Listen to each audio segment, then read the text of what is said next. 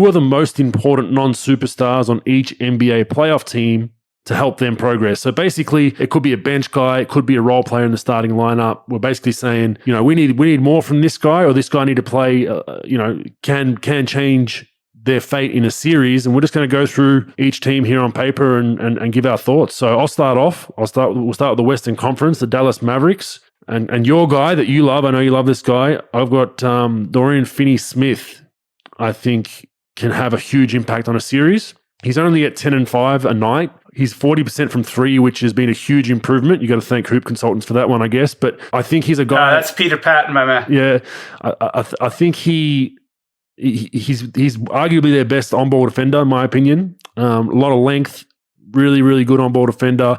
But that three ball getting to 40% is huge for him. It keeps him on the floor. At times earlier in his career, you couldn't, he'd be hot and cold from three. But I think he's an integral part of their series, whoever they play against. And if 10-5 all of a sudden goes 12-6, he's playing 35, 36 minutes and locking down their best player, they have a chance to win a series. Who do you have from Dallas? Yeah, he's going to be a huge factor for sure. I was going to use him, but I'll use somebody else, which is fine. But I'll piggyback on that, with him. Like, the shooting is fine. I mean, he's been consistent. Peter Patton is one of the better shooting coaches in the league. He's done a great job with him. Defensively, I think the problem with him is like he could guard almost anybody at his position. LeBron and Kawhi are two guys that probably give him the most problems, which, I mean, that's not saying much. I mean, that's most of the league. I mean, those are two guys that are almost unguardable. I think Tim Hardaway Jr. for them really has to, continue to step up and be that, off the bench, give you 20 a night. Like, he really needs to step his game to be consistently scoring and shooting at a high clip to keep them in. Because as once you take Porzingis out of the game, Luka out of the games, somebody's going to have to really energize you off the bench. Brunson's pretty good, but, Hardaway has been their guy that's really stepped up most of the year, and he's got to take his game to even a higher level if they want to get out of, if they do face LA in the first round, if they want to get out of the first round. Yeah, I agree. And I think Hardaway's a star. He's not a superstar, but I think consistency is his problem. So yeah, I would agree. If he has a big series for him, they've got a chance. LA Clippers, I have Serge Ibaka. Now, he's been injured. He's been in and out of the lineup, hasn't played a lot. He's played the last couple of games in and out. But, playing him in Toronto, he provides so much offensively and defensively when he's fully healthy and committed. And he's at 11-7 a night right now, 35% from three, but you got Zubac starting, not a three-point threat, can help them as well. But you put Ibaka at the 5, still a really good shot blocker when he wants to be, long enough to switch 1 through 5 at times and can hit that 3. I think he needs to have more of an impact than he has in the regular season for them to go through, and potentially win a championship. Yeah, the problem for me with him is I don't really trust he'll be healthy he's just coming back. And I don't know, 30 games, what is it, a back, right? Yeah, back, yep. Yeah, so Zubac to me is a guy that really has to show, continue to be a dominant force defensively, which I don't see him as a dominating defensive player, but he really needs to, continue to attack, be aggressive, and be somebody that could really just impact the rim and, just keep, protecting the rim, run the floor, roll hard, do the things that he's been doing, but even at a higher clip. Because obviously the on-the-ball guys like Paul George, and Kawhi, those guys are going to be fine there, but he really needs to solidify the paint, be that shot blocker, rebounder, screen setter, and to continue to be consistent. I think if they want to make a long run. Yeah, and look, some of these will be guys that are, injured and not playing a lot, but I think, essentially they need to be impactful in some capacity. So I think Ibaka is a perfect example for me. The Golden State Warriors. So I've got Jordan Poole down. He had a hell of a game the other night when the Warriors basically rested everyone and their kids. But he's 12 points a game. He's 35% from three. But he's a scoring punch that they're going to need off that bench. I think if he can have a series they get through, potentially, just because it takes some pressure off Steph, takes some pressure off their starters, Wiggins and those guys. But I think Jordan Poole's kind of a guy that can potentially turn a series just because it wouldn't really be expected right now. Yeah, no, I agree with you. I mean, he could be a good impact player for them, and somebody that can come out of left field and really, sort of give them a lift. Just taking some pressure off their main guys. I'm going to go a little higher on that and go with Andrew Wiggins. Oh, I had him on my list, yeah. bro. Yeah. Go ahead. Bro, he's like the most inconsistent, supposed like borderline all-star player I've ever seen in my life. He needs to really, enough's a fucking enough. Like, I got to show up and I got to fucking put a consistent effort and give them 20 a night. 22 a night, make my shots, make an impact on the defensive end, but I just can't do it every third night. I got to do it every night. Like, people want to know what it takes to be a really good player in the NBA. It's consistency. I can't take nights off. I got to get it. There's no fucking load management in the playoffs. Now, especially if they're trying to get out of the rut that they've been in all year and get out of that play-in, he really needs to, for the first time in his career, really put up steady numbers throughout a playoff series. Yeah, and I had him at the start. The reason why I moved off is because he's a max player. He's on a max contract. So I was like, he's kind of in that half star. So I had him. One thing I'll give him credit for, he hasn't missed a game this season until they rested everyone. So he's played every game. He shows up and plays every game. He's not superstar consistency level with scoring, but he's definitely a guy that, if they want to get through a series, they need him to fire. He's a max level player on the books. He's a fucking mid-level player when it comes to, stepping up. He needs to step up. He does. Memphis, I had Grayson Allen, funnily enough. I think they need more from him. To get through a playoff series. He's not a superstar, he's not a star, but a solid role player. Mainly his defensive effort. I think it's early in his career phenomenal. It's still pretty good, but now up and down a little bit. But I think picking up full court, the nitty gritty, the holds, the grabs, even the leg kicks that he's known to do. I think he just needs that. He's the toughness guy from their guard unit. That's going to have to do the dirty work. He's 10 points a game. He's shooting the three ball well at 40%. But I think he's a guy that, if he has a little breakout mini series, gets to 15 points a game and causes a bit of havoc, a few fights here and there, and tries to cause some tussles, they can get through that play-in and potentially, get through a playoff series. That's a good one. I mean, he's played really well. He's a guy that no one really knew if he was going to be an impactful, productive NBA player because, just there's some question marks with him, and he's put up like 10 and 3 this year, consistent player, played in about 70% of their games. He's been good. I'm going to go with Justice Winslow. And I know he's been hurt most of the year. He's only played in about 26 games or so, but he's a guy that really, he's under the radar because he's been out most of the year with injury. But he could be impactful defensively. He can play hard. He's a strong kid. And I think he could really be that toughness X factor guy that could sort of propel them and maybe surprise somebody in the play-in and try to get out of it. Yeah, it's a fair one too. I mean, and they've got a lot of these kind of guys, I think, as well. Kyle Anderson. They've got a lot of guys that, if they have a series that aren't really expected to, they could potentially, get to 7 games or get through. The next one, Utah Jazz. I got to go with my Australian. Joe Ingles. He's currently at 12 points, 5 assists a game, 45% from 3. He needs to fire for them more than he has in the regular season, in my opinion, to propel them. I think they get through the first, second round, obviously, but to get them to a championship potentially. I think they play really well when Joe has a night that's 15 and 8, 15 and 9, where he's a very, very underrated pick and roll player, very, very good handling the ball, makes the right decision. Slow-mo Joe, he just takes his time. But I think for them to really get to that championship level, he's got to have a series. Now he's 12 and 5, but he's the best true shooting percentage guy in the league. So statistically, he's like 38 and 8.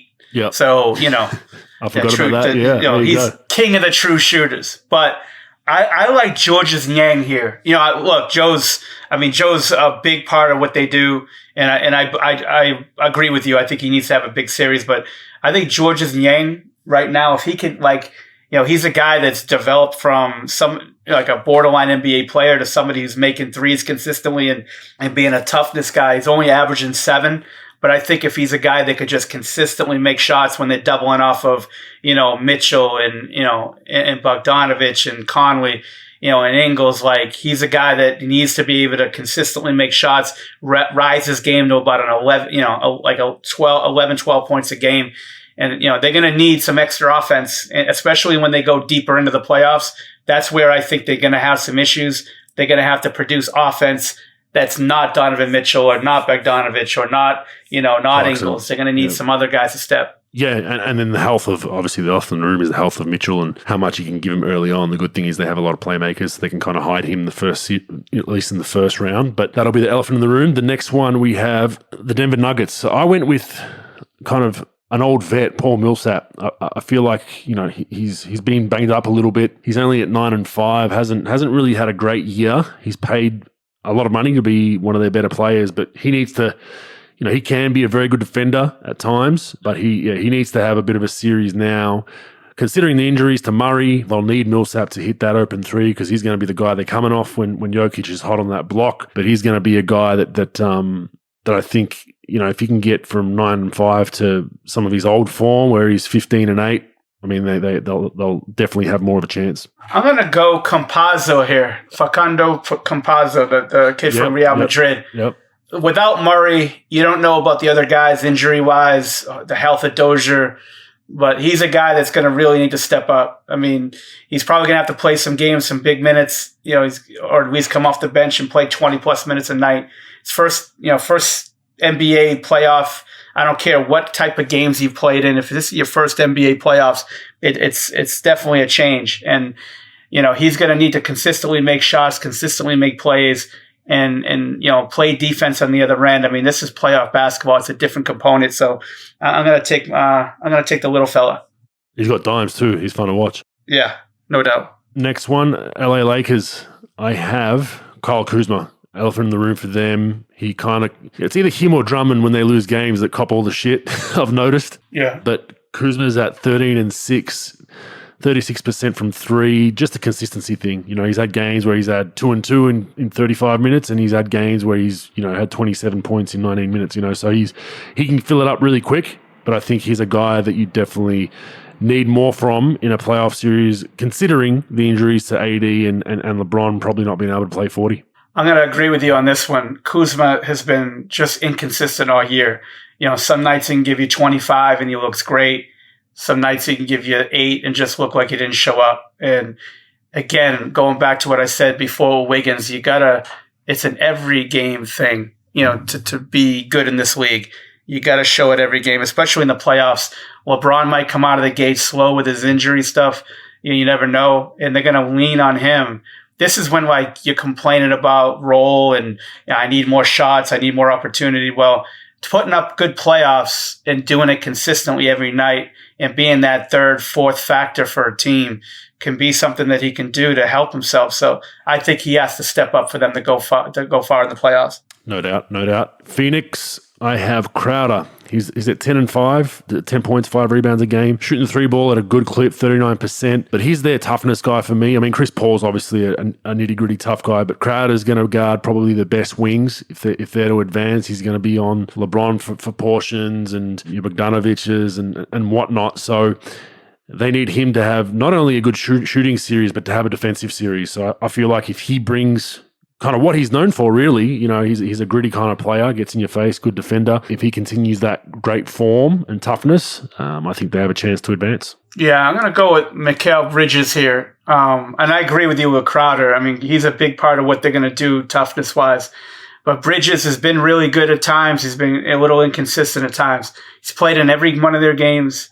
I think he can be a big factor for them. I mean, obviously Booker and Paul and Ayton are going to be 3 guys that are going to have the ball in their hands a lot, but he's going to have to show out. And there's not every night, and they're going to put up game plans to stop Booker, stop Paul, and really put the ball in Ayton and Bridges' hands, and he's going to have to do something. I was going to pick Cameron Payne here, because he's going to have an impact off the bench, but I really think Bridges is going to have to step his game up even higher. I mean, he's been great this year. He's been really good. I think he's going to have to, he's going to have to put up 19 a game in series to really give them that push that they're going to need. That's a good one. Portland, I have Yusuf Nurkic. He's at 11-9 right now. I need more from him defensively, mainly. Portland's bigs are not great defenders at the best of times. I mean, Zach Collins is an energy defender, decent shot blocker, but he's injured. Your backup is Cantor, I believe. So, yeah, I think he needs to have a series where the scoring I'm not worried about. They'll get scoring from your Lillard and Powell and McCollum. They've got enough scoring. That's not the issue. I need him to protect that basket. I need him to give me 10 verticalities a night, couple of block shots, couple of physical hard fouls, and I need that 9 rebound number to get to 12, 13, 14, 15 for them to have, any chance to get to the next round. Yeah, here I got Covington, to be more consistent shooting the ball. First of all, you can throw that whole roster in there as far as needing more defensive effort. Yeah. Like the whole fucking roster, because that's their thing. Like you watched the game the other night. I mean, they're really good and they're really fun to watch offensively. Like ball moves, guys score. They do it inside, they do it outside. Lillard just puts his head down and can score on anybody, but they don't stop anybody, and that's a big fucking problem, especially come playoff time. But Covington, I think he needs to step his game up shooting the ball. He's the guy that everyone covets as this big time shooter, but he's, in and night out, 38%, 37%. He really needs to consistently make shots. They're going to take the ball out of Lillard's hands. They're going to take the ball out of McCollum's hands, and they're going to just work the ball around to somebody else. And he's really going to, he's going to need to be that consistent shot maker to put up 14 a game instead of that 8 a game and really step his game up. Yeah, defensively like everybody else, but like Powell's Powell will be good for them, when they've taken the ball out of those two guys' hands. But Covington is going to really step his game up, consistently making shots, and for them to really, have a chance, to sort of advance. No doubt. San Antonio Spurs, I've got my Australian bias again. Patty Mills, currently averaging 11 a game, 38% from 3. When he has big nights off the bench, they win games. When he has a 20 ball, 18 ball, 3 or 4 threes, when he fills it up, in his 20, 30 minutes on the court, depending on how much he plays, I feel like they're usually in games. So he's been in those big situations. He's made big shots in playoffs and final series. And I feel like if he comes out jacking and they're going down, they've got a chance to advance. Oh, it's a good one. That's a really good one. I mean, he's so fun to watch, man. I mean, he can light it up and sort of add some excitement to the game whenever he's in, whatever game he plays in. I think Keldon Johnson, the young kid out of Kentucky, really needs to continue to step up his play. I mean, he averaged like 12.7 and 6 a game for them this year. And I think he's an exciting player, a really good, solid role player, that could score points in bunches, but he really needs to consistently make shots. He's really not a deep ball threat. I think he's shooting it around 34% from 3, 73 from the line. But, for them to win, they're going to need to continue to make shots consistently and score consistently. And I think Keldon Johnson is going to be that guy that needs to really step his game up for them to have a chance. Yeah, and young guy, I think he will. This is his opportunity. So we'll move on to the East. So I'll start with Atlanta. I've got one that's a little bit out of left field, but Lou Williams. I think he needs to get back to his bench production of what he was with the Clippers for them to continue to get through the first round, second round. He needs to be a little bit better. He's 9.9 points a game at 44% from 3 since he got to Atlanta. Not horrible numbers, but he was a problem with the Clippers, and we played them when I was with the Warriors in that first round, where they gave us some fits considering it was a 1-8 matchup, and it was mainly because of him. He's really good at drawing fouls. He was almost an instant bucket, and he needs to get to 15, 16 a night in a playoff series for them to be effective. Who you got? I got Tony Snell. I mean, he's down to 56.9 from 3. The fucking guy can't hit water if he fought out of a fucking boat. He really needs to Snell. No, I'm just joking. Lou Williams, I agree. Like, Lou Williams, for them to really have a chance, I'm a big believer, Bogues, going forward with you need that guy who can give you 18 a night off the bench to have a chance to go deep in playoffs, because everything's going to be, sort of predicated on your starters scoring. But when you take those starters out for sort of big chunks of time, somebody's going to have to step up the load of scoring. And Lou Williams needs to be able to do that. I don't know what he's averaging in Atlanta. I know he's averaging 11 on the year. But he really needs to be that consistent 18, 19 point a game guy off the bench for them to really make a splash in the playoffs. Yeah, and just stay out of the strip clubs and get some rest at night or two as well, Lou. Without question. Yeah. Chicken wings, right? Shit. Yeah. I feel his pain. Boston, Marcus Smart, or Smart, as you say. That's my guy. Marcus Smart, yeah, for sure. Yeah, that's my guy. He's 13.1 a night, five odd assists, 5.5 assists, 33% from three. Now, I think his three balls, obviously the elephant in the room, needs to knock those down. But the reason why I picked him is the same reason I picked Grayson Allen on the Memphis team. Marcus Smart is one of your best defenders. He's the nitty-gritty toughness guy who might start a fight, wrestle, throw some bows, and I think you need that in a playoff series. And I need him to shoot the ball better from three, because he'll shoot a lot of them when he's wide open at times. But 33% needs to get to mid-30s, high 30s. But he's a guy that can really affect that series, especially now, the fact that Jaylen Brown's done for the season. Marcus Smart's one of the toughest players, in the NBA. He's probably one of the more consistent guys as far as effort on the whole team that they've had in a long time. And I do agree with you. I'm going to go with Robert Williams here. Williams has been that guy that's been a talented player his whole career, but never really puts it together for long stretches. And I think if you're going to make a name for yourself, like coming in the training camp and sort of everybody sort of saying, yeah, this is the guy, you're going to have to put up some consistent effort and consistent play, especially in a playoff situation.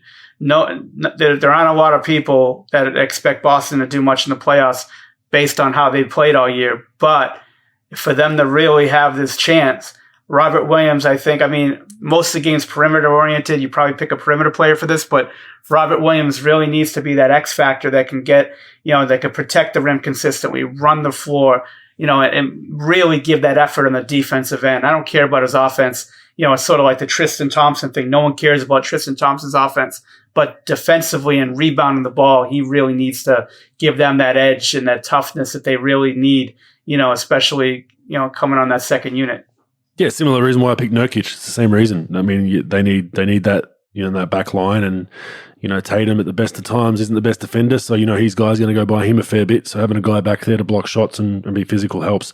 Charlotte, I got Miles Bridges, 12 and 6 a night, 40% from three. He's had some big nights for them, where he's filled it up very, very quickly. So I think he might even have a breakout series, just because young guy starting to find his form. They've got a pretty young and balanced roster for the most part. And I think he's a guy that, easily could have a breakout series and they could steal a few games. I mean, some of these teams you don't see moving on much further than potentially the play-in, but for them to have a chance to continue to be successful in a playoff series, he's a guy that I look to.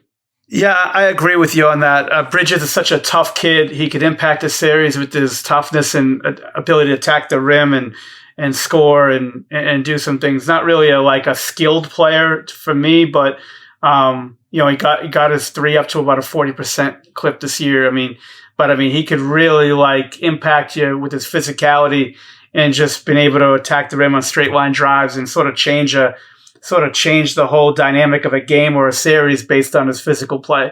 They don't really have a superstar. Rozier is probably the closest thing to one. Obviously Ball's back and all, but I think that this kid could really impact them and sort of take his game to an even higher level and really help them. I agree. Yep. New York, I've got Reggie Bullock. He's at 10 a night, 40% from three. I feel like he's had some big games for him, but he'll have to have an even better series than he has numbers-wise in the regular season. The three ball's what he's going to butter his bread on, I guess. With Randall taking attention when he's hot and they double D Rose quickly, they got a lot of scoring threats there. Barrett, that he'll be the recipient for some open looks. He just needs to knock them down, and he's a pretty good defender. He battles down there. I think if he has a decent series, they could come out of that first round. Yeah, he's going to be a big factor. I do agree. He needs to continue to shoot the ball, continue to be a threat for them. I'm going to go with Elfrid Payton here. Payton is a guy that's sort of lost his way a little bit, was a higher draft pick early on in his career, really hasn't found consistency, still hasn't found it, but, plays about 24 minutes a night. I think that offensively he's not shooting the ball well, under 30, but he's going to have to show consistent play. Everybody's going to center in on Rose and, Barrett and things like that offensively, from the perimeter, and obviously Julius Randle too, but I think Payton could really make a name for himself and really help them if he could step his game up a little bit more and be a little bit more consistent shooting the ball. Yeah, that's a good one. That's not a bad one. He's a testament to him. He's battled back and got back into a rotation, was almost 1 foot out of the league at one point. So good for him.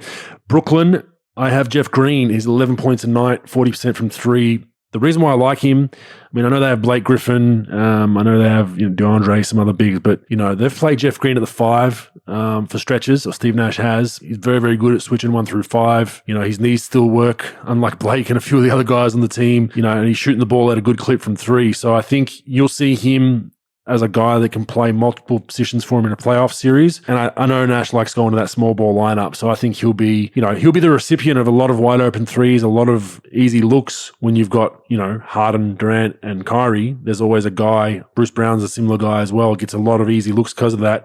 And I think Jeff Green's a perfect complement to them. If he has, one of those series where he's knocking down 3 or 4 threes a night, I think they got a chance to get to that championship. I like the young fella. Actually, I mean, that's obviously, Jeff has been a guy that really hasn't really shown out yet in his career. He's always given you flashes from Georgetown to Oklahoma City to Boston in the 88 other teams he played for. But, he's a really talented kid that could give you a little bit of a dynamic of everything because he's big, he can handle the ball a little bit, he's athletic, he could finish. His jumper's a little inconsistent at times, but yeah, that's a good pick. I like Bruce Brown, the young kid. I think that he's been a pretty good surprise for them this year, doing the things that he's done. As far as he's putting up close to 10 points a game, but he's a tough kid. He's a lunch pail guy that just comes to work every day. He's doesn't really have a true position. He just plays hard. And I think if he can consistently make a shot and give him some transition baskets and some, defensive plays, you don't know the health of Harden, Irving, Durant. Like, you never know when he's going to have to be thrown in for even a bigger stretch of minutes. So I think a guy like that, giving him consistency, at least making open shots and transition and playing hard could really help them, going forward in the playoffs.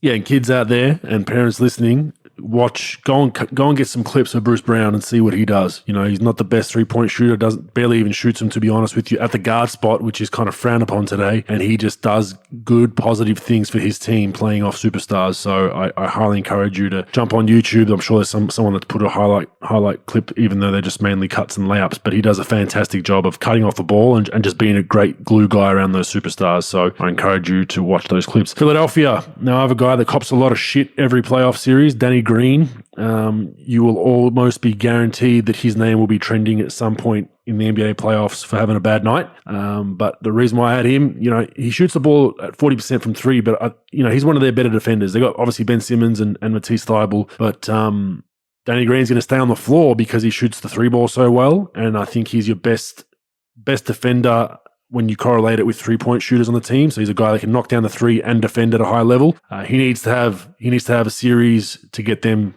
potentially to a championship.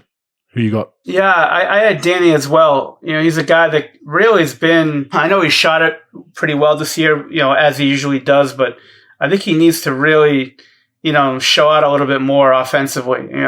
They've got their main players, and obviously Embiid and Simmons, and Tobias and even Seth at some points, but he really needs to have a breakout playoffs for them to go deep. He needs to be that guy that can give them 14, 15 points a night, consistently shoot the ball, give them defense, give them that two-way player that, that could really help them. His experience, his toughness, needs to show out and for them to go deep, I think. Yeah, it's a good one. I think he's a championship pedigree too. He's won multiple championships, so hopefully he helps Philly. Washington, I have Davis Bertans off the bench. 11 points a game right now, 40% from 3. They paid him a shitload of money to go over there. They need more from him in a playoff series. I think Westbrook and Beal they are doing everything and anything for that team, but there's going to be games in a playoff series, in a 7-game series, if they get there through the play-in, that those guys aren't going to be shooting the ball as well or playing as well or foul trouble or injury, whatever. And he's kind of the elephant in the room, and they've paid him that boatload of money. They need him to have some of those, 25, 30-point nights, which is the reason why they paid him. But that's a guy that I think needs to step up for them to have a chance. Yeah, no shit. He fucking bent me over in in my fantasy season this year, man. Forget about the money they paid him. I made him like a 6th-round pick. This motherfucker right here. No, but seriously, I agree with you. He needs to. He's that guy. He's like a Matt Bonner, but with more athleticism and sort of Like, he's the guy that needs to consistently make shots, consistently be that sort of offensive threat for them if they really want a chance. Obviously, Westbrook and Beal, they're going to try to take the ball out of their hands. Hachimura is good, but he's he's a young kid. Bertans has been around the league now. He's got to really step his game up. They've given him a little bit of a pass considering the money he's paid and his production this year. He really needs to step his game up for them to have a chance to, to sort of make some noise in that play-in series. Yep, Indiana. Indiana was a hard one because I don't know what the hell's going on there with their lineups. They've got a bunch of injuries. It seems like they've got massive lineup changes every other day. I did have Brogdon, but I don't even know what his health status is, and then I checked his numbers. He's averaging 20 a night, so probably not the best non-superstar. So I went Doug McDermott, 13.5 points, 40% from three. Here's a bucket, can get hot real quick, so much like our Lou Williamses and even a Davis Bertans, a guy that can come off and just give him a punch of scoring. If we can get to 15, 16, 17 a night, they get through that playing game. What do you think? Yeah, I agree with you on that. Doug McDermott, one of the better shooters in the league, a kid that just never stops moving. It's fun to watch. But again, playoffs comes. This is where the game planning, this is where coaching really matters, is in the playoffs. I mean, and their coaches are good at game planning. They're going to take the ball out of your best player's hands. One night you'll be a superstar. The next night they're going to deny everything and they're going to take the ball out of your hands and force other people to make plays. And I think the ball is going to touch McDermott's hands a lot, and he's going to have to give them more than what he's given them during the regular season, which he's given them a lot, but he's going to need to step his game up even more to, late teens from 13.5 to that 17.5, 18.5, clips at times to be able to really generate some more offense for them to go forward. Yep, I agree. Miami, I had one that was a late pickup for Miami, kind of out of left field a little bit. Trevor Ariza, he's at 9 points, 5 rebounds per game, 35% from three. A little bit of an older guy, but he's been on some winning teams. He's been a fantastic role player for Houston at times. Really good defender. I think he's an underrated glue guy, and he's had some big games for Miami already. I feel like if he can have a series and really guard the opposing team's best player at times, and then all of a sudden you bring on Andre Iguodala as well to provide the same role. I mean, I think it's a good balance, but I think Ariza in that starting lineup, get his numbers to maybe 3 or 4 threes a night and guarding their best player, he could definitely help them get out of a series. That's a good one. I do like that one. Just because you're right. I mean, he's veteran play, smart. He plays at a good pace. He knows his role. But I'm going to go with Duncan Robinson here. Now I know he's a role player and he's mostly a spot up shooter and things, but he's going to need to give them a little more. I think at times he's struggled, especially later in the year this year for them. I think they're going to force him to put the ball on the floor a little bit and just continue to do other things and sort of run him off the line and do some more things. I think for him, he's going to be a big money free agent this year, and I think that people are going to be looking at him and evaluating him a little bit differently in the playoffs. And they're on a roll, especially later, how they've been playing as of late. But I think for him to take his game to another level and to help them, try to get back to the finals, I think he's going to need to step his game up a little bit more and give him just a little bit more if they're going to take the ball out of Butler's hands and, Bam's hands and things. The other reason I like Ariza is we can always just get him to pull up a chair outside the opposing team's locker room and just wait for the superstar player after every game in the tunnel. So for those who don't know what I'm talking about, we touched on this. I don't even know what podcast it was when Trevor waited for a teammate of mine after the game in Dallas. Pro was there as well, and that's the toughness Ariza brings. He'll just wait for you outside your locker room. So he was waiting patiently, and he didn't get the job done though. My last one is the Milwaukee Bucks. Now, I have Brook Lopez. He's at 12.2 points, 4.9 rebounds, which that needs to definitely improve. He's 34% from three. Not a great clip for him. He's shot better. The 5 rebounds. He's never been a great rebounder. I felt like he was a bit more of an imposing presence in the paint last season with Milwaukee. I think he's still blocking shots okay. But last season, it seemed like he made a real effort of trying to rebound more and get down there more. But he's a guy that's going to reap the rewards of Giannis being doubled, of guys packing in. He needs to shoot that 3 ball at a good clip, but also needs to provide a rim presence and some rebounding at times where, Giannis can't really provide that as much anymore and risk getting into foul trouble. So he's kind of my guy for Milwaukee to have a chance to potentially get to the finals, which is what they're built for. Yeah, it seems like they don't like posting him up. I know they're a big analytic team, but He's such a good low post and mid post player. I just don't know why you wouldn't go to him more, especially if they're going to try to take the ball out of Middleton's hand, Greek Freak's hand, try to make it tough on Holiday. But I'm going to go with Bobby Portis here. And, Portis is a guy that has a lot of talent, a lot of toughness to him. He's a little crazy with those fucking eyes of his. It's like he's trying to hypnotize you or something when he's looking at you. But I think that he's a talented kid. They're going to need it somewhere else. It's going to be the same old story. They're going to force, Giannis to play the same way, wall him up and force him to make plays and, show his consistency shooting the ball. Middleton, they'll try to, run off the line, make him take tough shots. So the ball's going to lie in someone else's hands. Now, I know Portis isn't a starter for them, but, I think that, the minutes that he plays off the bench, he plays about 20 a night. He's he's averaging 11 and 7, pretty efficient, but he's going to continue to find other ways to score, find more ways to maximize his time on the floor. I think he could give them a big push. Yeah, decent one as well. And he's pretty much the only spark they've got off the bench that can maybe change a game. So it'll be interesting to see how that goes. But they are a wrap of some role players or some non-superstars that we think can have an impact to help their team. So we'll see how wrong we are or how right we are. I assume all pros will be wrong as usual, and mine will be fucking all wrong. All fucking wrong. All wrong. But we'll see. Time will tell.